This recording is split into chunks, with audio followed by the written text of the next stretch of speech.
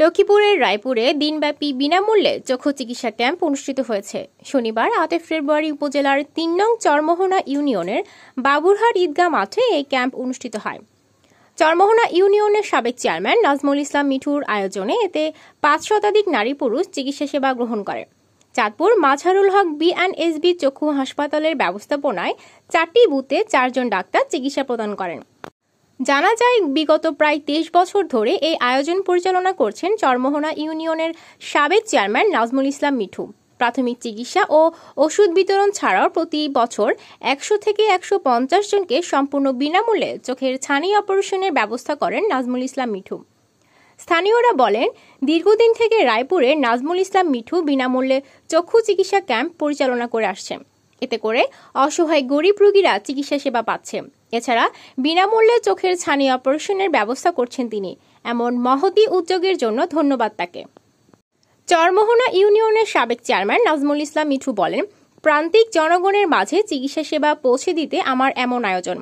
রাজনীতির পাশাপাশি মানবিক কাজ করতে আমার ভালো লাগে। মানুষের জন্য কিছু করতে পারলে নিজের কাছে শান্তি লাগে। আমি শুধু চক্ষু ক্যাম্প নয়, এই ইউনিয়নের বহু মানবিক আবেদন পূরণ করেছি। ভবিষ্যতে আমার চেষ্টা থাকবে মানুষের জন্য কিছু করার।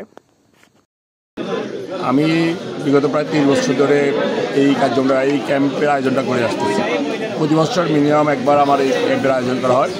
আমি আগে ঢাকা আগারগাঁও লায়ন্স হসপিটালের মাধ্যমে কাজ করতাম, যদি দূরত্ব অনেক এবং জ্যামজটের কারণে সমস্যা রুগীদের, এই জন্য পরবর্তীতে চাঁদপুর মাজহারুল হক বিএনএসবি চক্ষু হাসপাতালের সাথে কাজ শুরু করি এবং তাদের সাথে আজকে প্রায় ১০ বছর ধরে এই কাজটা করতেছি।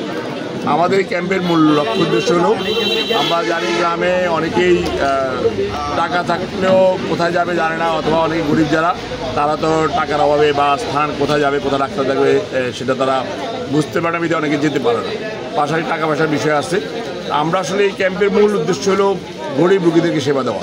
যদিও আমরা এটা উন্মুক্ত, সব ধরনের লোকে এখানে আসে সেবা নেয়, কিন্তু মূলত আমাদের মূল উদ্দেশ্য হলো গরিব যারা আছে তাদেরকে সেবা দেওয়াটা মূল লক্ষ্য।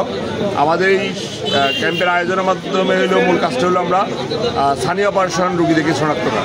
এছাড়া যারা অন্যান্য সমস্যা আছে তাদেরকে আমরা এখানে প্রেসক্রিপশন করে দিই এবং কিছু ফ্রি ওষুধও আমরা দিয়ে দিই। ড্রপ বা ওষুধ আমরা ট্যাবলেট এগুলো সব দিয়ে থাকি ফ্রি।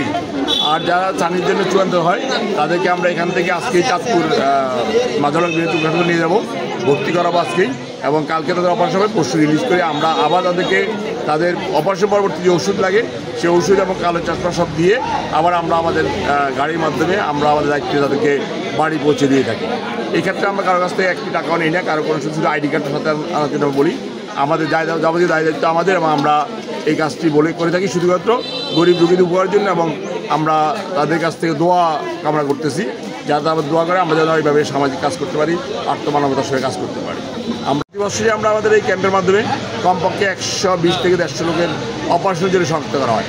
আর এছাড়া ৫-৭০০ লোক রোগী এমনিতে সাধারণ স্থানীয় চিকিৎসা নিয়ে থাকেন বা তাদেরকে আমরা ওষুধ দিয়ে থাকি।